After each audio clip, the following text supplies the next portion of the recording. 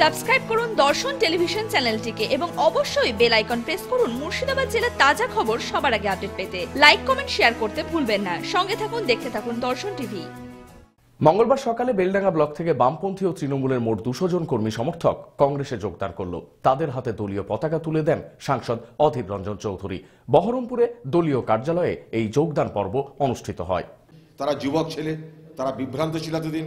তারা মনে করছে কংগ্রেসের দলে করে আমাদের রাজনৈতিক মর্যাদা পাবো, কংগ্রেস দল করে মানুষের সেবা করতে পারবো, কংগ্রেস দল করে অন্তত একটা রাজনৈতিক কর্মী হিসাবে, ব্যক্তি হিসাবে স্বীকৃতি পাবো। কারণ তৃণমূল দল তো কোনো রাজনৈতিক দল নয়, তৃণমূল দল একটা গ্যাং। সেই গ্যাংয়ের মেম্বার হওয়া আর পলিটিক্যাল পার্টির মেম্বার হওয়ার মধ্যে তো ফারাক আছে। সেই ফারাকটা মুর্শিদাবাদের মানুষ বুঝতে পারছে, মুর্শিদাবাদের যুবরা বুঝতে পারছে। এ তো কিছু থাকবে আর কিছুদিনের মধ্যে তৃণমূল বলে কিছু মুর্শিদাবাদ জেলায়। তো আগেই বলে দিয়েছি, যে হারে কংগ্রেসের সঙ্গে মানুষ আসতে আরম্ভ করেছে, যারা করে কমে খাচ্ছে তারা হয়তো কিছু থাকতে পারে। আবার বলছি, যারা আছে 80% তাদের মনে তারা কংগ্রেস, দেহে তারা তৃণমূল, এতটা আমি বলে দিচ্ছি।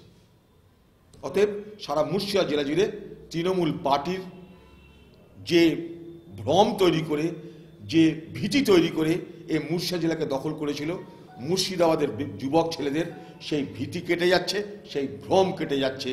তাই দলে দলে আবার কংগ্রেসে ফিরে আসা এবং নতুন করে কংগ্রেসে যোগদানের হিড়িক পড়ে গেছে এবং তার দৌলতে মুর্শিদাবাদ জেলায় তৃণমূল পার্টির দেহে মরক লেগেছে।